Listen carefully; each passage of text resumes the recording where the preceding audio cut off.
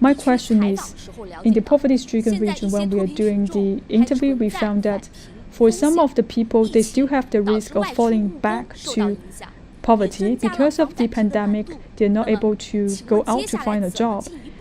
So my question is, what measures will be taken for us to consolidate the poverty alleviation, make sure that these people will not fall back to poverty? Thank you for your focus on people in the poverty-stricken places. Poverty eradication is a landmark project for us to achieve a moderately prosperous society in all respects. The result of poverty eradication is also the precondition for us to promote rural revitalization. Over the past year, I believe everyone is very keen to know the results of our endeavor. Last year, income increase for these poverty eliminated people increased 16.9%.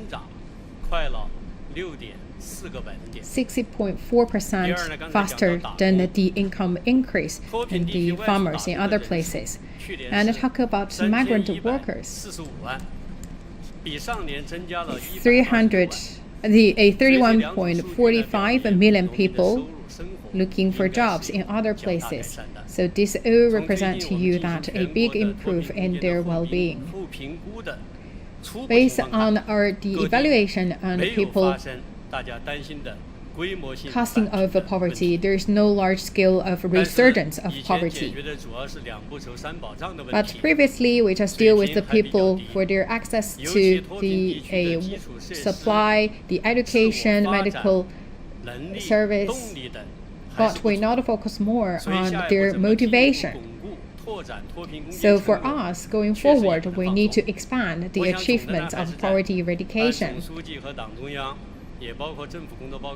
going forward, we should continue to follow the guideline given by the General Secretary Xi and also laid out in the work report. So we need to make sure that we not cross over the red line of people falling back into poverty, and we also need to make sure people have the self-motivation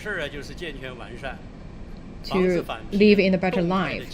So first, we need to have a dynamic monitoring system. Actually, this one already in place nationwide. 70% of population is in this monitoring, and they already with no risk of a resurgence of poverty, and the rest population in this system,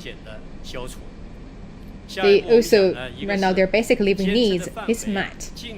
So going forward, we will also mitigate the risk for these remaining people, and also make sure that all should be included in this monitoring system included, and also make sure that we can curb the problem at the early date.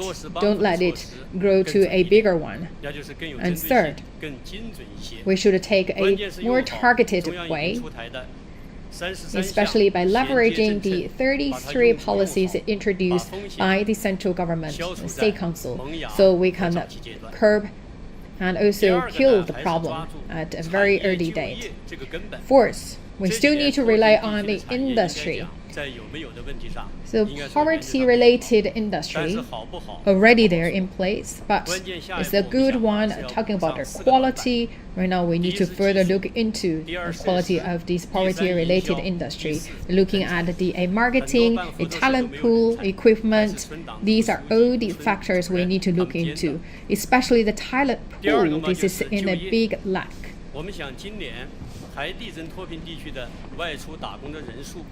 Regarding number of migrant workers from these places, we want to maintain it at the